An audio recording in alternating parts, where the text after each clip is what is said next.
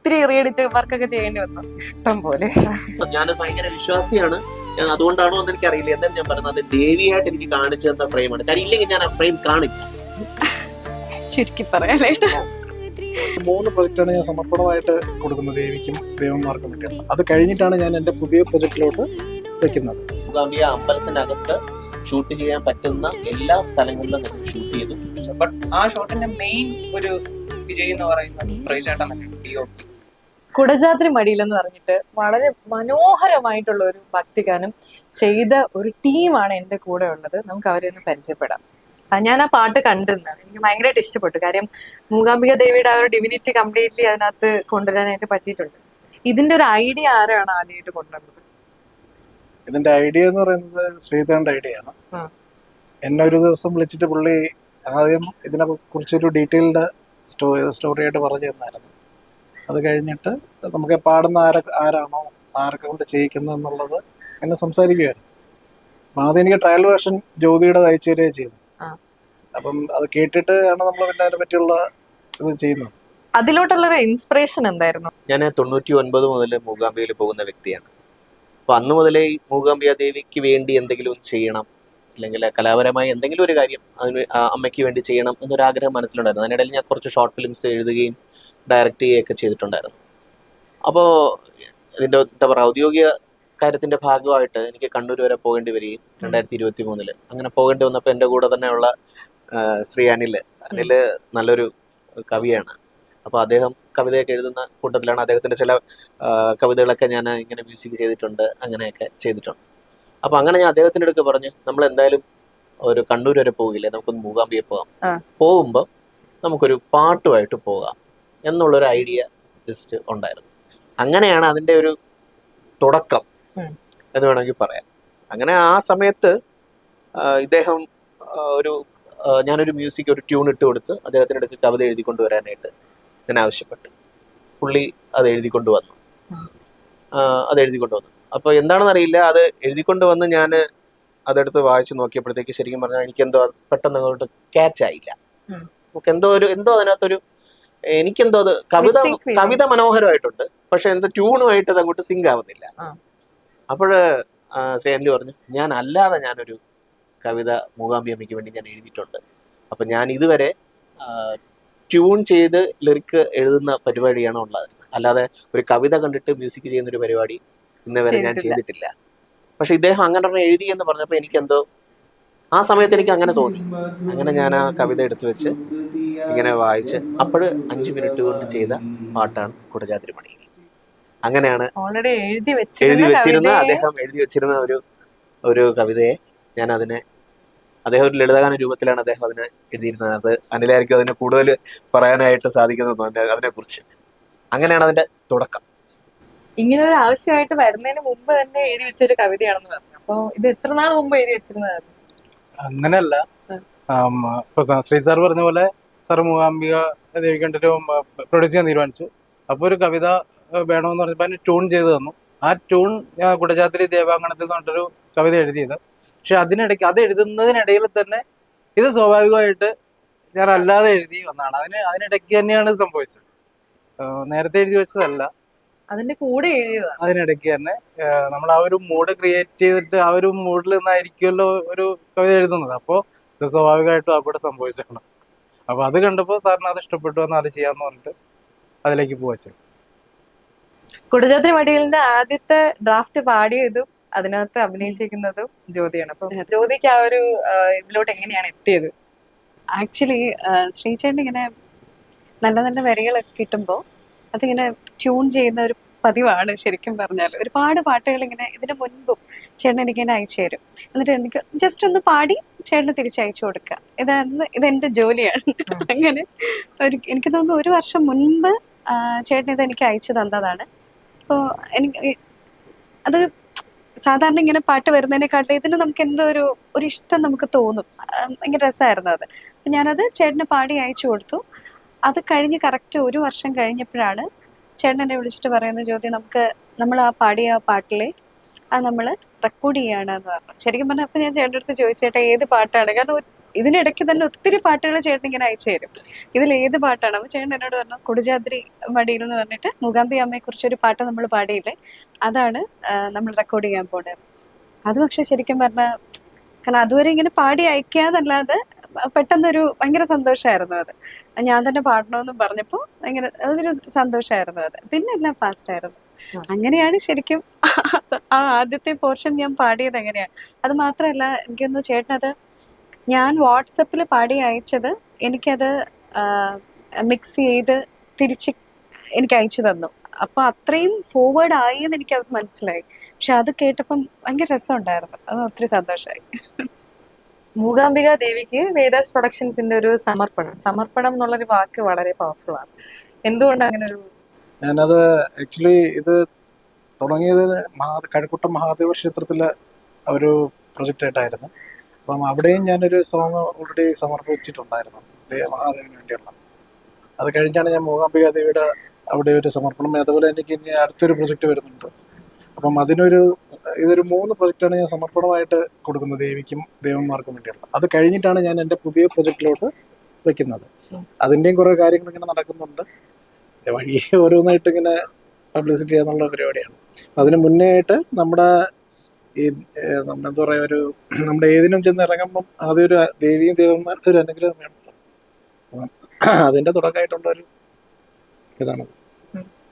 അപ്പൊ ഇനി upcoming projects ഒത്തിരി വേദാസിന് വരുന്നുണ്ട്. പ്രതീക്ഷിക്കാം. ഇപ്പം നമ്മളിപ്പം ലേറ്റസ്റ്റ് ആയിട്ട് ഒന്ന് പ്ലാൻ ചെയ്തിരിക്കുന്നത് ഗുരുവായൂരാണ്. അതും ശ്രീധരൻ തന്നെയാണ് അത് ചെയ്യുന്നത്. അത് പാടുന്നത് ഓൾറെഡി നമ്മളിങ്ങനെ ഒന്ന് ഫൈനലൈസ് ചെയ്തിട്ടുണ്ട്.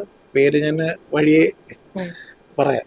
പാട്ടുകൾ തന്നെയാണ്. അതെ, തീർച്ചയായിട്ടും. പാട്ട് കഴിഞ്ഞതിന് ശേഷം നമ്മളടുത്തൊരു പുതിയൊരു ഇതിലോട്ട് പോകുന്നുണ്ട്.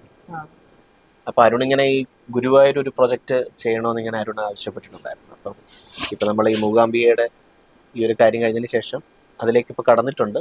അതിന്റെ പ്രാരംഭ നടപടിയിലൊക്കെ ആയിട്ടുണ്ട്. അനിൽ തന്നെയാണ് അത് എഴുതുന്നത്. അപ്പോഴ് അതിങ്ങനെ ഒരു ഭജൻ സ്റ്റൈലിൽ ചെയ്യുന്ന ഒരു സംഭവമാണ്. സാധാരണയുള്ള നമ്മളെ രീതിയിലുള്ള ഇപ്പൊ നമ്മൾ ശരിക്കും പറഞ്ഞ ഒരു മെലഡി പോലെയുള്ള ഒരു സാധനമാണ് ചെയ്തേക്കുന്നത്. ഇപ്പൊ ഇതൊരു ഭജൻ സ്റ്റൈലിൽ ചെയ്യുന്ന ഗുരുവായൂരപ്പന് സമർപ്പിക്കുന്ന രീതിയിലുള്ള ഒരു സംഭവമാണ് ചെയ്തത്. അപ്പൊ ഈ കുടജാദ്രി മഠയില് ഫുള്ളി നമുക്ക് ആ ഒരു വീഡിയോ ഇറക്കാൻ വേണ്ടിട്ട് ആക്ച്വലി ഞാൻ പറഞ്ഞില്ലേ 2023 ഇതിന്റെ ഒരു ആശയം മനസ്സിൽ വന്നത്. അതിനുശേഷം 2024 ആയപ്പോഴത്തേക്ക് ഞാൻ അരുണിനെ വിളിക്കുന്നു. അപ്പോൾ അരുൺ അത് ചെയ്യാമെന്ന് സമ്മതിക്കുന്നു. പിന്നെ നമ്മളതിനെ പ്രോഗ്രാമിംഗ് ചെയ്യുന്നു. ഷെറോൺ എന്ന് പറഞ്ഞ എൻ്റെ അടുത്ത സുഹൃത്താണ്, അദ്ദേഹമാണ് അത് പ്രോഗ്രാമിംഗ് ചെയ്തേക്കുന്നത്. അപ്പോൾ അത് ചെയ്യുന്നു. അതിനുശേഷം പിന്നെ ജ്യോതിയെ വീണ്ടും വിളിക്കുന്നു. ജ്യോതി അത് പാടുന്നു. അത് കഴിഞ്ഞ് പാടി അത് കഴിഞ്ഞതിന് ശേഷം പിന്നെ നമ്മൾ എഡിറ്റിംഗ് എൻ്റെ മകനാണ് വൈശാഖ്, പുള്ളി തന്നെയാണ് അത് എഡിറ്റ് ചെയ്തേക്കുന്നത്. ഇദ്ദേഹം എഡിറ്റ് ചെയ്തു. പിന്നെ അങ്ങനെ ആ പ്രോസസ്സിലേക്ക് അതെ അപ്പൊ അങ്ങനെ ഒരു സംഭവത്തിലേക്ക് വന്ന് നമ്മൾ ഇപ്പോഴത്തേക്ക് റിലീസ് ചെയ്തു. അപ്പം അങ്ങനെയാണ് അതിന്റെ ഒരു ഫ്ലോയിൽ ഇങ്ങനെ വന്നതാണ്. അതിന് ഡിലേ ഒന്നും അങ്ങനെ വന്നതല്ല. അതിന് ഓരോ പ്രോസസ്സിന് ഓരോ സമയമുണ്ടല്ലോ. അപ്പൊ അതനുസരിച്ച് പതുക്കെ സാവധാനം നമ്മൾ എന്തൊരു കാര്യം ചെയ്തിരുന്നാലും അത് പെർഫെക്റ്റ് ആയിട്ട് ചെയ്യണം എന്ന് താല്പര്യമുള്ള ഒരാളായതുകൊണ്ട് അതിൻ്റെതായ ഒരു സമയം എടുത്തു. അത്ര തന്നെ. അപ്പൊ അച്ഛൻ ഡയറക്ട് ചെയ്ത ഒരു പാട്ട് എഡിറ്റ് ചെയ്യുമ്പോൾ എക്സ്പീരിയൻസ് എങ്ങനെ ഉണ്ടായിരുന്നു? ഒത്തിരി റീ എഡിറ്റ് വർക്കൊക്കെ ചെയ്യേണ്ടി വന്നു? ഇഷ്ടം പോലെ. ആക്ച്വലി റഷസ് വന്നപ്പോൾ തന്നെ ഒരുപാട് റഷസ് ഉണ്ടായിരുന്നു. ബട്ട് ഷൂട്ട് ചെയ്ത ടൈമിൽ തന്നെ ഈ ഓക്കെ ഷോട്ട്സ് സെപ്പറേറ്റ് സീൻ പേപ്പറിൽ എഴുതിയിട്ടുണ്ടായിരുന്നു. അതുകൊണ്ട് വലിയ പാടില്ലായിരുന്നു. ബട്ട് 4K ഷൂട്ട് ചെയ്തുകൊണ്ട് video size will be like ഭയങ്കര ഹെവിയാണ്. അപ്പോൾ എൻ്റെ സിസ്റ്റത്തിൽ ഇത് വർക്ക് ചെയ്യാൻ കുറച്ച് ബുദ്ധിമുട്ടായിരുന്നു. അപ്പോൾ അങ്ങനെ ഇത് വർക്ക് നടക്കൂല എന്നുള്ളൊരു സിറ്റുവേഷനിൽ വരെ ആയി. അപ്പോൾ ഞാനൊരു കുറുക്ക് വഴിയിലൂടെ ഓരോ സീൻ ബൈ ഓരോ ദിവസം വെച്ച് എഡിറ്റ് ചെയ്താണ് ഫൈനൽ ഔട്ട് ചെയ്തത്. അങ്ങനെ ഒരു ഫൈനൽ ഔട്ട് കൊടുക്കുമ്പോൾ വീട്ടിലാണല്ലോ, അപ്പോൾ വന്ന് നോക്കാമല്ലോ. ഫൈനൽ ഔട്ട് കൊടുക്കുമ്പോഴത്തേക്ക് അത് ശരിയായില്ല, അവിടെ പോയി. അങ്ങനെ ഒരു 14-15 റീഎഡിറ്റ് വന്നു കാണും. ഇതിനെല്ലാം മൊത്തത്തിൽ റീഎഡിറ്റ് ഒരു 15 to 16 ടൈംസ് വന്നു കാണും. വർത്തല്ലേ അതിന്റെ ഔട്ട്? അതെ. ഓക്കെ. ഒത്തിരി എത്ര സമയം എടുത്തിട്ടുണ്ടോ? എത്ര ദിവസം എടുത്തിട്ടുണ്ടോ എഡിറ്റിംഗ് മാത്രം? ഇതിന്റെ ഒരു ഫസ്റ്റ് ഡ്രാഫ്റ്റ് എഡിറ്റ് ചെയ്യാൻ ഒരു 2 days എടുത്തു. 2 days ഒരു രാത്രി കുറച്ച് അവേഴ്സ് 17 to 18 hours ടോട്ടലി എടുത്തതാണ് ഒരു ഫസ്റ്റ് ഡ്രാഫ്റ്റ് ആവാൻ. ഫൈനൽ ഡ്രാഫ്റ്റിലേക്ക് എത്താനാണ് ഒരു 15-23 ദിവസങ്ങൾ എടുത്തു. ഗ്രേഡിംഗ് ആരാ ചെയ്തത്? കളർ ഗ്രേഡിംഗ് ഗ്രേഡിങ് നമ്മളൊരു സ്റ്റുഡിയോയിലാണ് കൊടുത്തത്, മൂവി ലാൻഡ് സ്റ്റുഡിയോയിലാണ് കൊടുത്തത്. അപ്പൊ അവിടെയാ കളർ ഗ്രേഡ് ചെയ്തത്. നമ്മുടെ ചുറ്റുപാട് എന്ന് പറയുമ്പോഴത്തേക്കും ഭക്തിഗാനങ്ങൾ എന്ന് പറയുന്ന ഒരിക്കലും ഒരു ബിലീഫ് സിസ്റ്റത്തിനെ ബേസ് ചെയ്തിട്ട് മാത്രമല്ല, എല്ലാ തരത്തിലുള്ള ആൾക്കാരും. ഇപ്പൊ ഞാനാണെങ്കിലും വളർന്നതൊക്കെ Hindu devotional music, Christian devotional music കേട്ട് അത് പാടിയൊക്കെ തന്നെയാണ് വളർന്നത്. അപ്പൊ റിഗാർഡ്ലെസ് ഓഫ് ഫെയ്ത്ത്, ആ ഒരു മ്യൂസിക് എലമെന്റ് എങ്ങനെയൊക്കെ ഇൻഫ്ലുവൻസ് ചെയ്തിട്ടുണ്ട്? ആ ഒരു നിങ്ങൾ ആ ഒരു ഷൂട്ടും അത് മൂകാംബിയിൽ വെച്ചിട്ടായിരുന്നു ടോട്ടലി ഷൂട്ട് ചെയ്തത്. അപ്പോ ആ എക്സ്പീരിയൻസ് എങ്ങനെ ഉണ്ടായിരുന്നു? ഇപ്പൊ മൂകാംബിയെ ഇപ്പൊ ഷൂട്ട് ചെയ്യാന്ന് പറയുന്നത് ഞാൻ ആദ്യം പറഞ്ഞല്ലോ, പറഞ്ഞത് അരുണിന്റെ അടുത്ത് ഞാൻ ആദ്യം പറഞ്ഞു, ഈ പാട്ട് റെക്കോർഡ് ചെയ്ത് കഴിഞ്ഞപ്പോൾ തന്നെ ഞാൻ അരുണിന്റെ അടുത്ത് പറഞ്ഞു നമുക്ക് ഇത് മൂകാംബിയെ ഇപ്പൊ ഷൂട്ട് ചെയ്യണം. കാര്യം ആ പാട്ട് അത് ഡിമാൻഡ് ചെയ്യുന്നുണ്ട്, അല്ലാതെ വെറുതെ നമുക്ക് മൂകാംബിയെ ഇപ്പൊ ഷൂട്ട് ചെയ്യണം എന്നുള്ളതല്ല. അപ്പം അതിനകത്തുള്ള വേറൊരു കാര്യം എന്ന് വെച്ച് കഴിഞ്ഞാൽ നമുക്ക് പെട്ടെന്ന് നമുക്ക് മൂകാംബിയിലോട്ട് പോകാനായിട്ട് ആർക്കും സാധിക്കും. അവിടെ വിശ്വാസമുള്ളവർക്ക് അറിയാം, മൂകാംബിക അമ്മ വിചാരിച്ചാൽ മാത്രമേ നമുക്ക് അവിടെ പോയി അമ്മയെ കാണാനും പറ്റുള്ളൂ. അതുപോലെ തന്നെ അപ്പൊ നമ്മളിവിടെ ഷൂട്ട് ചെയ്യണമെന്നുണ്ടെങ്കിൽ അമ്പലത്തിലാണ് നമ്മൾ ഷൂട്ട് ചെയ്യണം, അമ്പലത്തിലെ ഷൂട്ടിങ്ങിന് പെർമിഷൻ വേണം. അപ്പൊ നമ്മള് ക്യാമറയൊക്കെ സെറ്റ് ചെയ്ത് എല്ലാം റെഡിയാണ്, ജ്യോതിയുടെ ടൈമും കാര്യങ്ങളും എല്ലാം നോക്കി നമ്മൾ അവിടെ പോയി ഷൂട്ട് ചെയ്യാന്ന് നിശ്ചയിച്ചു കഴിഞ്ഞാലും ചിലപ്പോൾ അത് പറ്റുമോ എന്നൊക്കെ ഉള്ള ടെൻഷൻ ഭയങ്കരമായിട്ടുണ്ടായിരുന്നു. എന്തായിരുന്നാലും അമ്മയുടെ അനുഗ്രഹം കൊണ്ട് നമ്മൾ ഉദ്ദേശിച്ച ദിവസം തന്നെ നമുക്കത് അവിടെ ഷൂട്ട് ചെയ്യാനായിട്ട് സാധിച്ചു. അതൊരു ഭയങ്കര അനുഗ്രഹമായിട്ട് തന്നെയാണ് എനിക്ക് തോന്നുന്നത്. പിന്നെ അവിടെ ചെന്ന് നമുക്ക് പെർമിഷൻ എടുത്തു. പിന്നെ അവിടെ കുറെ നക്സൽ ഏരിയയാണ്, കൊടജാദ്രി അങ്ങോട്ടുള്ള ഏരിയകൾ. അപ്പൊ അങ്ങനെയുള്ള സ്ഥലങ്ങളിലൊന്നും എനിക്ക് മെയിനായിട്ട് പോയി ഷൂട്ട് ചെയ്യാനായിട്ട് സാധിച്ചിട്ടില്ല. അതിന് കളക്ടറുടെ പെർമിഷൻ വേണം. അതൊക്കെ നമ്മൾ അവിടെ ചെല്ലുമ്പോഴാണ് നമുക്കത് മനസ്സിലാവുന്നത്.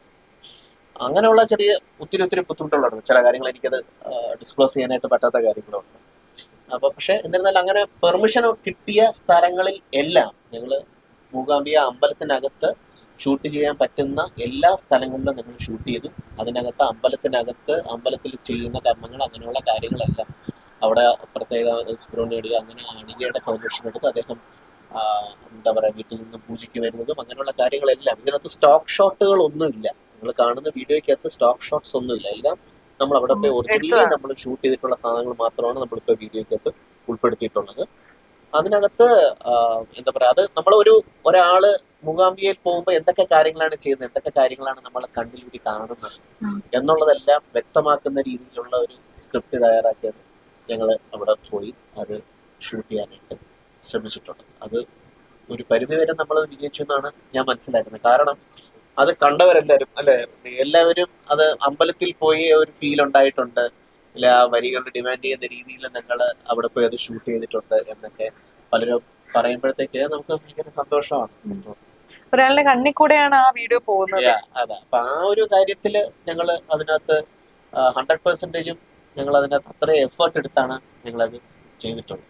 അങ്ങനെ ഓരോ കാര്യങ്ങളും. അപ്പോൾ ഇതിനകത്ത് റെക്കോർഡിങ്ങിനെ കുറിച്ച് പറയുകയാണെങ്കിൽ തന്നെ അത് പറയണം. ഇപ്പം അതിനകത്ത് നമ്മൾ തുടക്കത്തില് നമുക്ക് അതിനകത്തൊരു ഒരു സിനിമാറ്റിക്കലി നമ്മളിപ്പോൾ ഡിവോഷണൽ ആൽബമാണ് ചെയ്യുന്നത്, അതിനൊരു സിനിമാറ്റിക് സ്റ്റൈൽ വേണം എന്നൊരു നിർബന്ധം എനിക്കുണ്ട്. നമ്മൾ സാധാരണ അപ്പം മൂകാംബിക ദേവിയെ കുറിച്ച് ഇപ്പൊ ശങ്കരാചാര്യ വരുന്നു എന്ന് പറഞ്ഞ ഐതിഹ്യമൊക്കെ കൊണ്ടുവച്ച് അല്ലാതെ ഒരു സിനിമാറ്റിക്കലി ഒരു സാധനം വേണമെന്ന് പറഞ്ഞാൽ അതിന് ആദ്യം ഒരു ഡ്രീം പോലെ ഒരു സംഭവം നമ്മൾ ചെയ്തേക്കുന്നത്. അപ്പൊ അതിനകത്ത് തന്നെ നമ്മൾ പറയുന്നുണ്ട് ഈ പറഞ്ഞ ജ്യോതി അത് പാടണം എന്നൊക്കെ. അപ്പൊ അതൊക്കെ ഞങ്ങളുടെ ചിന്തയിൽ വന്ന കാര്യങ്ങളാണ്, ശരിക്കും നടന്നതുമാണ്. അപ്പൊ അങ്ങനെ ജ്യോതിയെ പാടണം. അപ്പൊ ജ്യോതിയൊക്കെ ഞാൻ വിളിച്ചു പറയുമ്പോൾ ജ്യോതി അത് കേട്ട എക്സ്പ്രഷൻസ് തന്നെയാണ് എനിക്ക് തോന്നുന്നു ജ്യോതി അതിനകത്ത് ഇട്ടിരിക്കുന്നതെന്ന് എനിക്ക് തോന്നുന്നു. അങ്ങനെയുള്ള കാര്യങ്ങൾ അതിനകത്ത് അത് ഓട്ടോമാറ്റിക്കലി എനിക്ക് കൊണ്ടുതന്ന കാര്യങ്ങളാണ്. പിന്നെ എനിക്ക് അതിനകത്ത് അത്ഭുതകരമായിട്ട് തോന്നിയ ഒരു ഇൻസിഡന്റ് ആ അമ്പലത്തിൽ സംഭവിച്ചു. അത് പറയാതിരിക്കാൻ നിവർത്തിയില്ല. ഞങ്ങള് സ്ക്രിപ്റ്റ് അനുസരിച്ചിട്ട് ഞാൻ എല്ലാം ഷൂട്ട് ചെയ്ത് ഞാൻ ക്യാമറാമാൻ്റെ അടുത്ത്, പ്രജിത്താണ് എൻ്റെ അടുത്ത സുഹൃത്ത്, പ്രജിത്താണ് ക്യാമറ ചെയ്തിരിക്കുന്നത്. അപ്പൊ അദ്ദേഹം ഇന്നിപ്പോ വരണമെന്നുണ്ടായിരുന്നു, പുള്ളിക്ക് വരാൻ പറ്റില്ല, വേറെ ഷൂട്ടും കാര്യങ്ങളൊക്കെ ആയതുകൊണ്ടാണ് അദ്ദേഹം വരാത്തത്. ഞങ്ങൾ ഷൂട്ടെല്ലാം പ്ലാൻ ചെയ്ത് ഞങ്ങൾ ഉദ്ദേശിച്ച പോലെ ഷൂട്ടെല്ലാം കഴിഞ്ഞിട്ട് ഇരിക്കണം, റെസ്റ്റ് എടുക്കുക, അത്ര നേരം നിന്നല്ലേ ഇരിക്കാം എന്ന് പറഞ്ഞപ്പോൾ അന്ന് വൈകുന്നേരം ആയപ്പോഴത്തേക്ക് അവിടെ അമ്പലത്തിന്റെ അവിടെ ഒരു കിച്ചൺ ഉണ്ട്. ആ കിച്ചണിൽ അവിടെ നിന്ന് എന്തോന്നോ പുകച്ച് അതൊരു പുക ഇങ്ങനെ അവിടെ ഇങ്ങനെ പടർന്നിങ്ങനെ സൂര്യൻ അസ്തമിക്കാൻ പോകും. അവിടെ ഒരു സ്ലീക്ക് ഒരു ലൈറ്റ് ഇങ്ങനെ എനിക്കത് ഞാൻ ഇന്നും പറയുന്നു, ഞാൻ ഭയങ്കര വിശ്വാസിയാണ്, ഞാൻ അതുകൊണ്ടാണോ എന്ന് എനിക്കറിയില്ല. എന്തായാലും ഞാൻ പറയുന്നത് അത് ദേവിയായിട്ട് എനിക്ക് കാണിച്ചു തന്ന ഫ്രെയിമാണ്. കാര്യം ഇല്ലെങ്കിൽ ഞാൻ ആ ഫ്രെയിം കാണില്ല, ഒരിക്കലും ഞാനത് കാണില്ല. എനിക്ക് എടുക്കാനുള്ള കാര്യങ്ങളെല്ലാം ഞാൻ എടുത്തു. എനിക്ക് എന്റെ മനസ്സിൽ വേറെ ഐഡിയ ഒന്നുമില്ല. ഇപ്പൊ ജ്യോതി എടുക്കുക, ഞാൻ പറഞ്ഞു ജ്യോതി പെട്ടെന്ന് വരും, അപ്പൊ ജ്യോതി പെട്ടെന്ന് വന്നു. എന്താണ് ഞാൻ പറഞ്ഞു ജ്യോതി എന്ത് ചെയ്യണമെന്നില്ല, ഞാൻ പറയുന്നത് വരെ ജ്യോതിയോട് ഞാൻ പറഞ്ഞു അങ്ങോട്ടും ഇങ്ങോട്ടും നടന്നോളാം. അങ്ങനെ ജ്യോതി അങ്ങോട്ടും ഇങ്ങോട്ടും നടന്ന് ആ ഷോട്ട് എടുത്തു, എഡിറ്റ് ചെയ്യാൻ കൊടുത്തു. എഡിറ്റ് ചെയ്യാനായിട്ട് സ്ക്രിപ്റ്റിനകത്ത് ഈ സാധനം എഴുതി വെച്ചിട്ടില്ല. എന്റെ എഡിറ്ററിന്റെ മോൻ ആ ഷോട്ട് ഞാൻ എടുത്ത കാര്യം അദ്ദേഹത്തിന് അറിയില്ല. പുള്ളി ഇതൊഴിച്ചു ബാക്കിയെല്ലാം എഡിറ്റ് ചെയ്ത് വെച്ചു. അപ്പോഴും കുഴപ്പമൊന്നുമില്ല.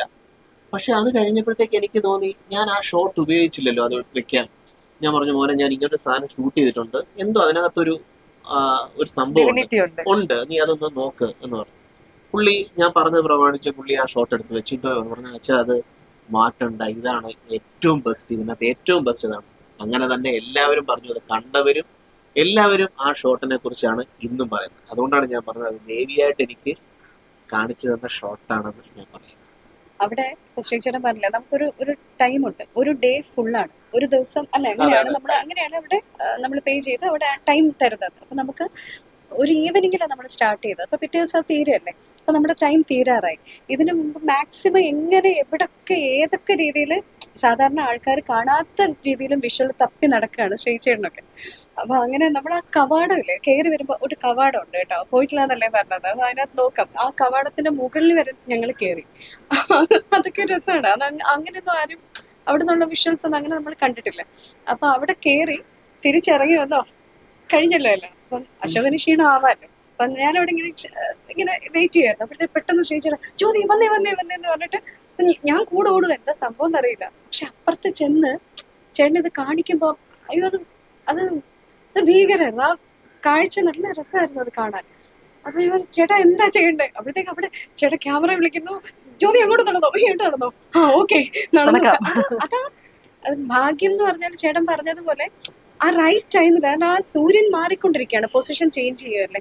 അപ്പൊ ആ റൈറ്റ് ടൈമിൽ അത് കിട്ടണം, അപ്പോഴേ ആ പെർഫെക്റ്റ് ആവുള്ളൂ. ആ ടൈം ജസ്റ്റ് ഫ്യൂ സെക്കൻഡ്സ് കൊണ്ട് അത് ചേഞ്ച് ആയി, ആ ഒരു ഭംഗി നഷ്ടപ്പെട്ടു. അപ്പൊ അതിനുള്ളിൽ അവർക്കത് എടുക്കാൻ പറ്റി. ആ ടൈമിൽ ചേട്ടൻ അവിടെ പോകാൻ തോന്നിയത്, ബാക്കി ഞങ്ങൾ എല്ലാവരും ഇവിടെ ഇരിക്കുകയാണ്, പുള്ളിക്ക് ഇങ്ങോട്ട് പോകാൻ തോന്നിയത് അത് ഭയങ്കര രസമായിരുന്നു. അത് ചേട്ടൻ പറഞ്ഞത് എനിക്ക് തന്നതാണ്, ഈ വിഷ്വൽസ് എനിക്ക് തന്നതാണ് എന്ന് പറഞ്ഞു. ഞാൻ ആക്ച്വലി അത് ആദ്യം അത് ശ്രദ്ധിച്ചില്ലായിരുന്നു. ബട്ട് പിന്നീട് അച്ഛൻ ഇങ്ങനെ ഒന്ന് പറയും ഇങ്ങനെ ഒരു ഷോട്ട് ഉണ്ട്, സോ ഈ എഡിറ്റ് ചെയ്ത് ഡ്രാഫ്റ്റ് വെച്ചേക്കുന്ന സാധനത്തിൽ ഒരു പുതിയൊരു ഒരു വീഡിയോ കൊണ്ടുവരിക എന്ന് പറയുമ്പോഴത്തേക്ക് ഇത്രയും വലിയ റഷ് ഇല്ല. ഇത് കണ്ടുപിടിച്ചെടുക്കുന്ന ഒരു മെനക്കെട്ട പണിയാണ്. എന്തെങ്കിലും ഷോർട്ടായിരിക്കും എന്നൊക്കെ പറഞ്ഞിങ്ങനെ ചുമ്മാ ഷോട്ട് വെച്ച് നോക്കിയപ്പോഴത്തേക്ക് ആ ഷോട്ടാണ് എനിക്ക് ഈ ഒരു പ്രോജക്റ്റിൽ ഏറ്റവും ഇഷ്ടപ്പെട്ടത്. അങ്ങനെയാണ് അത് ഫൈനൽ വെച്ചത്. ബട്ട് ആ ഷോട്ടിന്റെ മെയിൻ ഒരു വിജയ് എന്ന് പറയുന്നത് പ്രേചേട്ടൻ തന്നെയാണ്, DOP. കാരണം പുള്ളിയാണ് ഈ മൊത്തം from the start to end പുള്ളിയാണ് ഈ പ്രോജക്റ്റിന്റെ ഒരു എസൻസ് എന്ന് പറയുന്നത്, മെയിൻ എസൻസ്. പുള്ളിയുടെ ഒരു വിഷൻ, അത് നമ്മൾ എന്താണോ മനസ്സിൽ വിചാരിക്കുന്നത് അത് പുള്ളി കറക്റ്റ് ആയിട്ട് എടുത്തിട്ടുണ്ടോ. റൈറ്റ് ടൈമിൽ അത് വന്നോന്ന് വരുന്നിട്ട് അത് കറക്റ്റ് ആയിട്ട് അത് ഒപ്പി എടുത്തില്ലെങ്കിൽ പ്രയോജനമില്ലല്ലോ. കാരണം അതിനകത്ത് ആ സ്ലീക്ക് വരുന്ന സാധനം ലൈറ്റ് ചെയ്തെടുക്കാനാണെന്നുണ്ടെങ്കിൽ ഏകദേശം ഒരു 2 മണിക്കൂറെങ്കിലും ചിലപ്പോൾ എടുക്കുന്നതില്ല. ഇവർ അത്രയും സ്മോക്കും ഒക്കെ ഇട്ട് നമ്മൾ ആ പ്രോപ്പർ ലൈറ്റ് ചെയ്ത് നമ്മൾ ആർട്ടിഫിഷ്യലി ക്രിയേറ്റ് ചെയ്യാനാണെന്നുണ്ടെങ്കിൽ അത്രയും സമയം എടുക്കും. ഒത്തിരി സമയം. കാര്യം അതിന്റെ ബിഗിനിങ്ങിൽ നമ്മൾ ഈ സോങ് തുടങ്ങുന്നതിൽ ജ്യോതി വീണ വായിക്കുന്ന ഒരു പോർഷൻ ഉണ്ട്, 30 സെക്കൻഡ്സ് ഏകദേശം 40 സെക്കൻഡ്സ് അതിനകത്തേ ഉള്ളൂ. ആ 40 സെക്കൻഡ്സ് ഷൂട്ട് ചെയ്യാൻ ഞാൻ 2 മണിക്കൂർ എടുത്തു. ജസ്റ്റ് ആ ഷോട്ട് സെറ്റ് ചെയ്യാൻ വേണ്ടി മാത്രം. അത് അത്ര ഞാൻ ലൈറ്റ് ചെയ്ത് അത് ലൈറ്റ് ചെയ്ത് അത് നമ്മൾ സ്മോക്ക് ഒക്കെ ഇട്ട് അത് നമ്മൾ ആർട്ടിഫിഷ്യലി ക്രിയേറ്റ് ചെയ്യണം. അപ്പൊ അത് ക്രിയേറ്റ് ചെയ്യാനായിട്ട് 2 മണിക്കൂർ എടുത്തു. ഇതെനിക്ക് ദൈവം കൊണ്ട് തന്നതാണ് ഈ ഷോട്ട്. 30 സെക്കൻഡ് എടുത്തു അത് കാണാനായിട്ട്, മനസ്സിലായില്ലേ? അത് കഴിഞ്ഞ് പിന്നെ നമ്മൾ കൊണ്ടുപോയി നമ്മൾ ക്യാമറ വെച്ച് ഞാൻ പ്രജയെടുത്ത് പറഞ്ഞു, പ്രജ മനോഹരമായിട്ട് അത് ആ ഫ്രെയിം വെച്ച് പ്രജ ഷൂട്ട് ചെയ്തു. അതുകൊണ്ടാണ് ഇപ്പോഴതെല്ലാத்தைയും കാണുമ്പോഴത്തേക്ക് അതൊരു അത്ഭുതമായിട്ട് തോന്നുന്നത്. അതൊരു ഭയങ്കര നമ്മളത് ഇങ്ങനെയാണ് ചെയ്തതെന്ന് പറഞ്ഞാൽ മാത്രമേ അത് അറിയത്തുള്ളൂ. അല്ലാന്നുണ്ടെങ്കിൽ നമ്മളത് ആർട്ടിഫിഷ്യലി അതിങ്ങനെ സ്മോക്ക് ഒക്കെ ഇട്ട് അങ്ങനെ ചെയ്തതാണെന്ന് വരാം. അത് എവിടെയാണ് അത് ഷൂട്ട് ചെയ്തേക്കുന്നത് പോലും കറക്റ്റായിട്ട് മൂകാംബികയിൽ എപ്പോഴും പോകുന്ന ആളുകൾക്ക് കറക്റ്റായിട്ട് മനസ്സിലാവും. അല്ലാത്തവർക്ക് അത് ആ സ്ഥലത്താണ് ഷൂട്ട് ചെയ്തേക്കുന്നത് പലർക്കും മനസ്സിലായിട്ടില്ല എന്നാണ് എനിക്ക് തോന്നുന്നത്. അപ്പൊ ഈ പറഞ്ഞതൊക്കെ അനിലേട്ടനും നേരിട്ട് കണ്ടിട്ടുണ്ടായിരുന്നു, ഷൂട്ടിന് പോയിട്ടുണ്ടായിരുന്നു? തീർച്ചയായിട്ടും ഞാനും ഉണ്ടായിരുന്നു. 3 ദിവസം ഷൂട്ടിങ്ങിന് ഞാനും ഉണ്ടായിരുന്നു. അപ്പോൾ ഇപ്പോൾ സാർ പറഞ്ഞ സെക്കൻഡ് സാർ നമുക്ക് ഭാഗ്യവശാൽ വളരെ ഭാഗ്യത്തിന് കിട്ടിയ ഒരു ഷോട്ടാണ്. ആ എഴുത്തിനോട് ആ വിഷ്വൽസിന് എല്ലാത്തിനും ഇത് ആ ഒരു ഇമാജിനേഷൻ അതുപോലെ തന്നെയായിരുന്നു. തീർച്ചയായിട്ടും എഴുതുമ്പോൾ നമ്മളിപ്പോൾ ഭക്തിഗാനമാണ്, ഇപ്പം നമ്മുടെ മനസ്സിലൊരു മനുഷ്യനെ സംബന്ധിച്ചോളം ഭക്തി എന്ന് പറയുമ്പോൾ ഏത് മതത്തിലായാലും നമ്മളാ മനസ്സിൽ നമ്മളെ ഒരു വിശ്വാസം അതിൽ ലയിച്ച് നമ്മൾ പ്രാർത്ഥിക്കുമ്പോൾ കിട്ടുന്ന സാറ്റിസ്ഫാക്ഷൻ അതാണ് ദൈവാനുഗ്രഹം എന്നാണ് എൻ്റെ വിശ്വാസം. അപ്പോൾ നമ്മൾ അവിടെ നിന്ന് പ്രാർത്ഥിക്കുമ്പോൾ അല്ലെങ്കിൽ കുടിയാത്രി ചെല്ലുമ്പോൾ മൂകാംബിക ചെല്ലുമ്പോൾ നമുക്ക് ഒരു ഭക്തനെ സംബന്ധിച്ചുള്ള അതിനകത്ത് ആ ലയിച്ച് കിട്ടുമ്പോൾ കിട്ടുന്ന ആ സംതൃപ്തി അതാണ് എൻ്റെ ഒരു വിശ്വാസത്തിന്റെ പ്രോഡക്റ്റ്. അതാണ് അത് ഇതിനകത്തേക്ക് കൊണ്ടുവരാൻ പറ്റി. അത് ഓരോ വിഷ്വലിലും അത് ക്രിയേറ്റ് ചെയ്യാൻ പറ്റി. സാറായാലും വളരെ നമ്മുടെ മനസ്സിലുള്ളതുപോലെ തന്നെ അത് എടുക്കാൻ കഴിഞ്ഞു എന്നുള്ളതാണ്. അപ്പം പാട്ടിന്റെ ഒരു സോൾ എന്ന് പറഞ്ഞാൽ അതിന്റെ റെക്കോർഡിംഗ് തന്നെയാണ്. എങ്ങനെ ഉണ്ടായിരുന്ന റെക്കോർഡിംഗ് സെഷൻ ഒക്കെ? റെക്കോർഡിംഗ് പറയുമ്പോൾ നമ്മൾ കുറച്ച് പുറകോട്ട് പോകേണ്ടി വരും. നമ്മൾ ആദ്യം ഞാൻ നേരത്തെ പറഞ്ഞ പോലെ നമ്മൾ ആദ്യം ഈ അനിലിന്റെ വരികൾ കണ്ട് ഞാനൊരു 5 മിനിറ്റിലത് കമ്പോസ് ചെയ്യുമ്പോഴത്തേക്ക് അത് ഞാൻ ഒറ്റയടിക്ക് വായിച്ചപ്പോ തന്നെ എനിക്ക് ആ ട്യൂണ് മനസ്സിൽ വന്ന് അങ്ങനെയാണ് സംഭവിച്ചത്. അതങ്ങനെ ഞാൻ ആദ്യത്തെ തവണ ഇങ്ങനെ ട്യൂണ് ഇട്ടു. അത് കഴിഞ്ഞ് രണ്ടാമത് എത്തിയപ്പോഴത്തേക്ക് എന്റെ കൂടെ ഉണ്ടായിരുന്ന ഫ്രണ്ട്സ് അവർ മൊബൈലിൽ ഷൂട്ട് ചെയ്തു ഞാനത് പാടി. അപ്പൊ കയ്യിൽ നിന്ന് ട്യൂണ് പോയതൊക്കെ ഞാൻ കുറച്ച് ടെമ്പോ കൂട്ടിയാണ് അത് പാടിയേക്കുന്നത്. അപ്പൊ അത് വീഡിയോ എന്റെ ഇരിപ്പുണ്ട്. അപ്പൊ ആ വീഡിയോ ഇല്ലായിരുന്നുണ്ടെങ്കിൽ ചിലപ്പോൾ ഈ പാട്ട് നടക്കില്ല. കാര്യം പിന്നീട് ചിലപ്പോൾ എനിക്ക് ആ ലിറിക്സ് നോക്കുമ്പോൾ ഈ ട്യൂൺ തന്നെ വരണമെന്ന് നിർബന്ധമില്ല. അന്ന് ആ വീഡിയോ ഷൂട്ട് ചെയ്തുകൊണ്ടാണ് ആ സോങ് ഇന്ന് നമുക്ക് പിന്നീട് ഇത് റീക്രിയേറ്റ് ചെയ്യാനായിട്ട് സാധിച്ചിട്ടുള്ളൂ. പിന്നെ റെക്കോർഡിങ്ങിനെ സംബന്ധിച്ച് പറയുമ്പം അത് നമുക്ക് ഇന്ന് സൗന്ദരരാജൻ ചേട്ടനാണ് അതിൽ വീണ വായിച്ചേക്കുന്നത്. അപ്പം തുടക്കത്തിൽ നമുക്ക് ആ വീണ ബിറ്റ് വേണമെന്ന് ഭയങ്കര ഒരു നിർബന്ധമായിരുന്നു. കാര്യം എന്നാലും നമുക്ക് ആ ഒരു എന്താ പറയുക ഭക്തിയുടെ നമുക്ക് അതിനകത്തൊരു ഇൻവോൾവ് ചെയ്ത് കിട്ടാനായിട്ട് നമുക്ക് ആ വീണ ബിറ്റ് വേണമെന്ന്. അപ്പൊ അത് വീണ ബിറ്റ് വായിക്കാൻ സൗന്ദരരാജൻ ചേട്ടനെ കഴിഞ്ഞുള്ളൂ, വേറൊരാളില്ല. അപ്പൊ എനിക്ക് അദ്ദേഹത്തിന്റെ ഒരു എന്താ പറയാ ഒരു ഇൻവോൾവ്മെന്റ് അതിനകത്ത് അദ്ദേഹം വന്ന് പുഷ്പം പോലെ അത് വായിച്ചിട്ട് പോയി. അതിനകത്ത് വന്നേക്കുന്ന ബിറ്റുകളെല്ലാം അദ്ദേഹം വളരെ കിടിലമായിട്ട് തന്നെ വായിച്ചു. പിന്നെ ശ്രീറാമിന്റെ ഫ്ലൂട്ട്, കൃപാലിന്റെ മൃദംഗം, ഷെറോന്റെ പ്രോഗ്രാമിംഗ് പറയാതിരിക്കാൻ നിവർത്തിയില്ല. അത് അത്രയും കിടിലമായിട്ടാണ് പുള്ളി അത് നമുക്ക് ചെയ്തു തന്നിട്ടുള്ളത്. അപ്പൊ ആ ഒരു സംഭവം നമുക്ക് ഒത്തിരി ഗുണം ചെയ്തിട്ടുണ്ട്. പിന്നെ അത് നമ്മുടെ SS ഡിജിറ്റലിലാണ് റെക്കോർഡ് ചെയ്യുന്നത്. നമ്മുടെ സൗത്ത് ഇന്ത്യയിലെ തന്നെ മികച്ച ഒരു റെക്കോർഡിസ്റ്റ്, മിക്സ് ചെയ്യുന്ന റെക്കോർഡിസ്റ്റും കൂടെ മാസ്റ്റർ ചെയ്യുന്ന എല്ലാം അവിടെ അദ്ദേഹം കൃഷ്ണൻ ചേട്ടനാണ് ചെയ്തിട്ടുള്ളത്. അപ്പൊ അതൊക്കെ നമ്മൾ ഈ പാട്ടിനെ ഭയങ്കരമായിട്ട് ലിഫ്റ്റ് ചെയ്തിട്ടുണ്ട്. കാരണം നമ്മൾ കേൾക്കുമ്പോൾ ഒരു എഫക്റ്റ് ഉണ്ടല്ലോ, നമുക്ക് ആ പാട്ട് കേൾക്കുന്ന ക്വാളിറ്റി നമുക്കത് ഈ റെക്കോർഡിങ്ങിലൂടെയാണ് നമുക്ക് സാധിക്കുന്നത്. അതാണ് എനിക്ക് ആ റെക്കോർഡിങ്ങിനെ കുറിച്ച് പറയുമ്പോഴത്തേക്ക് പറയാനായിട്ടുള്ളത്. ശ്രീചേട്ടൻ വീണയുടെ കാര്യം പറഞ്ഞില്ല, ആ തുടക്കത്തിൽ ആ ഒരു വീണയുടെ പോർഷൻ ഒക്കെ ഷൂട്ട് ചെയ്തിട്ടുള്ളത് ഭയങ്കര ബ്യൂട്ടിഫുൾ ആയിട്ടാണ്. അപ്പം അത് എവിടെ വെച്ചിട്ടാണ് ഷൂട്ട് ചെയ്തത്? അത് മനോജ് എന്ന് പറഞ്ഞ എൻ്റെ ഒരു ഫ്രണ്ട് ഉണ്ട്. പുള്ളിയുടെ വീട്ടില് ഞാൻ മനോജന്റെ സിസ്റ്ററുടെ വീടാണ് മഞ്ജു. ആ വീട്ടില് ഞാൻ ഇടയ്ക്ക് മറ്റേ പാലുകാട്ടിന് പോയപ്പോൾ അവിടെ ബ്യൂട്ടിഫുൾ പൂജാമുറി ഉണ്ട്. അതെന്റെ മനസ്സിൽ ഇങ്ങനെ കിടപ്പുണ്ടായിരുന്നു. അപ്പൊ ഞാൻ എൻ്റെ ചേട്ടൻ വിനോദ്, അദ്ദേഹമാണ് എൻ്റെ ആർട്ടൊക്കെ ചെയ്തിട്ടുള്ളത്. പിന്നെ വിനോദിന്റെ അടുത്ത് വിനോദം നമുക്കൊന്ന് പോയി നോക്കാം, അത് ഭയങ്കര രസമുള്ള ഒരു പൂജാമുറിയാണ്. അത് വിനോദന്റെ രീതിയിൽ അതൊന്ന് സെറ്റ് ചെയ്തിട്ട് കഴിഞ്ഞാൽ മനോഹരമായിരിക്കും. പിന്നെ വിനോദിന് അതിനെ ആർട്ട് ചെയ്തൊരു മൂകാംബിക ദേവിയുടെ പടമൊക്കെ വെച്ച് നമ്മുടെ ബിഗിനിങ്ങിൽ ആ ദേവിയുടെ ഷോട്ടിൽ നിന്നാണ് പാട്ടിന്റെ വീണ ബിറ്റിലെ തുടക്കം ദേവിയുടെ ഷോട്ടിൽ നിന്നാണ് നമ്മൾ എടുത്തിട്ടുള്ളത്. അത് മനോഹരമായിട്ട് നമുക്കത് ഡിസൈൻ ചെയ്ത് നമുക്ക് എടുക്കാനായിട്ട് വിനോദമായിട്ട് ഒത്തിരി നമ്മളെ സഹായിച്ചിട്ടുണ്ട്. അങ്ങനെയാണ് നമ്മൾ ആ വീണ ഷോട്ട് നമ്മളെടുത്തത്. ഏകദേശം ആദ്യത്തെ ഒരു 30 സെക്കൻഡ് 40 സെക്കൻഡ്, അത് ഒരു 2-2.5 മണിക്കൂർ എടുത്ത് നമ്മൾ അത്രയും മെനക്കെട്ടിട്ടാണ് നമ്മൾ ആ ഷോട്ട് സെറ്റ് ചെയ്തിട്ട് ഞാൻ ഡൽഹി വിനോദിനും എൻ്റെ മോനും ഒക്കെ ഉണ്ടായിരുന്നു അസോസിയേറ്റ് ആയിട്ട് എൻ്റെ കൂടെ. അപ്പോൾ പുള്ളി ഞങ്ങൾ എല്ലാവരും കൂടെ ചേർന്ന് ഭയങ്കര ഒരു ടീമായിട്ടാണ് നമ്മൾ അത്രയും സാധനം ഇപ്പം നിങ്ങൾ കാണുന്ന മനോഹരമായിട്ടുള്ള ഷോട്ട് എടുക്കാൻ പറ്റും. അതാണ് ആ സംഭവത്തിൻ്റെ ഒരു വിജയം. അപ്പോ വേദാസ് പ്രൊഡക്ഷൻസിന്റെ ഇനിയും ഇതുപോലുള്ള പാട്ടുകളൊക്കെ ഒത്തിരി വരും എന്നാണ് എൻ്റെ ഒരു പ്രതീക്ഷ. അപ്പൊ അതിനെപ്പറ്റി എന്താണ് പറയാനുള്ളത്? ഇനിയിപ്പം നമ്മളിപ്പോ ചെയ്യാതിരിക്കുന്ന പ്രൊജക്ട് എന്ന് പറയുന്നത് ഞാൻ ഗുരുവായൂരപ്പൻ്റെ സോങ്. അപ്പൊ ഞാൻ നേരത്തെ പറഞ്ഞ പോലെ തന്നെ ശ്രീധരനാണ് അത് മ്യൂസിക് ഡയറക്ട് ചെയ്യുന്നതും എൻ്റെ എന്നാണ് അത് എഴുതുന്നത്. അത് പാടാൻ ഞാൻ ഉദ്ദേശിക്കുന്നത് എൻ്റെ ഒരു അടുത്ത സുഹൃത്തുണ്ട്, പുള്ളിക്കാരുടെ പേര് ചിപ്പി എന്നാണ്. പുള്ളിക്കാരി ഇതേപോലെ ജോലിയുടെ സ്ഥലം തന്നെയാണ്, ഒരുപാടാണ്. എൻ്റെ ഒത്തിരി ഞാൻ അമ്പലത്തിൽ ഓരോ പ്രോഗ്രാം വയ്ക്കുമ്പോഴത്തേക്കും ഞാൻ ഈ വർഷവും കഴക്കൂട്ടത്ത് പുള്ളിക്കാരുടെ ഒരു പ്രോഗ്രാം വെച്ചിട്ടുണ്ടായിരുന്നു. ചിപ്പി രാധയും പ്രജൻസുമാണ് അവരുടെ. അവർക്ക് വേണ്ടിയാണ് ഈ ഒരു ഞാൻ ആദ്യമേ ചെണ്ട പറഞ്ഞിട്ടുണ്ടായിരുന്നു, അവർക്ക് ഇന്ന ആളാണ് പാടുന്നത്, അപ്പൊ അവർക്ക് വേണ്ടി ആകുമ്പോഴത്തേക്കും ആ ഒരു ഭജൻസ് മോഡലായിരിക്കണം ഈ സോങ് പോവേണ്ടെന്ന് പറഞ്ഞിട്ടുണ്ടായിരുന്നു. അപ്പൊ അതാണ് അടുത്ത ഒരു ഇത്. അതുപോലെ ഞാൻ കഴിഞ്ഞ വർഷം ഇത് ഒരു റിലീസ് ചെയ്തിട്ടുള്ളത് കഴക്കൂട്ടം മഹാദേവ ക്ഷേത്രത്തിലായിരുന്നു. അപ്പൊ അതിന്റെ ഓഡിയോ റിലീസ് മാത്രമേ കഴിഞ്ഞിട്ടുള്ളൂ. അതും പാടിയിരിക്കുന്നത് ട്രിവാൻഡ്രത്തുള്ളതാണ്, ജ്യോതി സന്തോഷം എന്ന് പറഞ്ഞ പുള്ളിക്കാരിയെ പാടിയിരിക്കുന്നത്.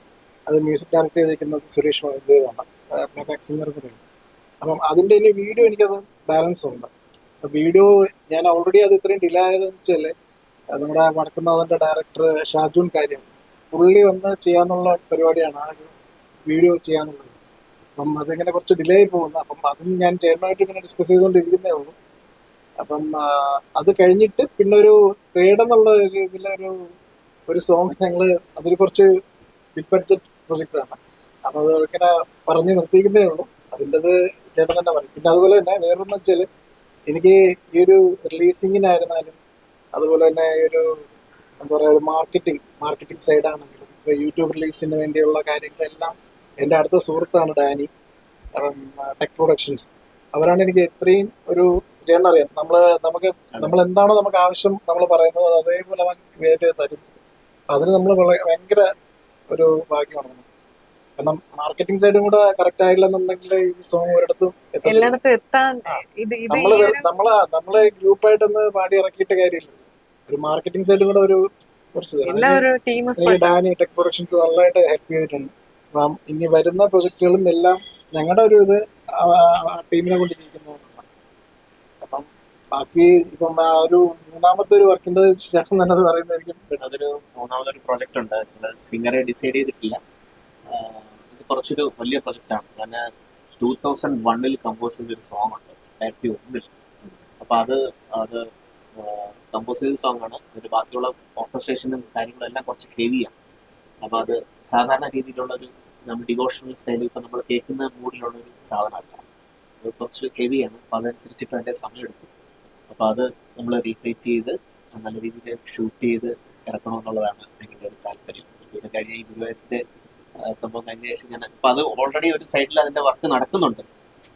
അതാണ്. പിന്നെ ഷോർട്ട് ഫിലിംസ് അങ്ങനെയുള്ള കാര്യങ്ങളുണ്ട്. പിന്നെ സിനിമ അതിന്റെ തിരക്കഥകളും കാര്യങ്ങളൊക്കെ എഴുതി പലരുമായിട്ട് ചർച്ചകളും കാര്യങ്ങളും ഒക്കെ നടക്കുന്നു. അപ്പം എല്ലാം ദൈവാനുഗ്രഹം പോലെ നടക്കുന്ന പ്രൊജക്ടുകൾ ഏതൊക്കെയാണെന്ന് നമുക്കിപ്പോൾ പറയാൻ പറ്റില്ല. നമുക്ക് ഈശ്വരാനുഗ്രഹമില്ല. നടക്കുന്നത് നടക്കും. അതാണ് എനിക്ക് ഇഷ്ടപ്പെട്ടത്. അതെ. അപ്പൊ ഇത്രയും മനോഹരമായിട്ടുള്ള ഒരു ഗാനം എല്ലാവരിലോട്ടും മേ ബി ഈ വീഡിയോ കണ്ടിട്ടായിരിക്കും ചിലപ്പോ കേട്ടു. ഇപ്പം നേരത്തെ ശ്രീധരൻ പറഞ്ഞല്ല, ഇപ്പൊ മൂകാംബികയിലായതെന്ന് പറയുന്നത് ദേവി വിളിച്ചാൽ മാത്രമേ നമുക്ക് അവിടെ പോകാൻ പറ്റുള്ളൂ എന്നുള്ളൊരു ചേട്ടൻ അത് കറക്റ്റാണ്. കാരണം വെച്ചാൽ ഞാൻ 2009 ഞാൻ ആദ്യമായിട്ട് മൂകാംബികയിൽ പോകുന്നത്. അതും ശ്രീധരനെ കൊണ്ടുപോകും. അതിനുശേഷം ഞാൻ പലപ്പോഴും ഇവിടെ വെക്കേഷൻ വരുമ്പം പോകുന്നു വിചാരിച്ചാലും എനിക്ക് ഇതുവരെ സാധിച്ചില്ല. ഞാൻ ഒത്തിരി പ്രാവശ്യം ഞാൻ പറഞ്ഞിട്ടുണ്ട്, പക്ഷേ നടന്നിട്ടില്ല. അപ്പൊ ഇതെനിക്കൊരു അവസരമായിരുന്നു. ദേവി അവിടെ വെച്ച് റിലീസ് ചെയ്യാനും അവിടെ ചെന്ന് തൊഴുവാനും പറ്റിയ രണ്ടാമത്തെ പ്രാവശ്യം. ഓഡിയോ റിലീസ് ചെയ്യാനും നമുക്ക് അവിടെ തന്നെ സാധിച്ചു. അതിന്റെ പോസ്റ്റർ റിലീസ് ചെയ്യാൻ അവിടെ തന്നെ സാധിച്ചു. ഇതെല്ലാം റിലീസിങ് അവിടെ ചെയ്യാൻ പറ്റിയത് അതൊരു ഭാഗ്യമാണ്. അപ്പൊ കുടജാദ്രി മടിയിൽ വളരെ മനോഹരമായിട്ടുള്ള ആ ഒരു ഡിവോഷണൽ സോങ്ങിന്റെ വിശേഷങ്ങളൊക്കെയാണ് നമ്മളിപ്പോ കേട്ടത്. പാട്ടിന്റെ ലിങ്ക് നമ്മൾ താഴെ ഡിസ്ക്രിപ്ഷനിൽ കൊടുത്തേക്കാം. എല്ലാവരും പോയി കണ്ടോ.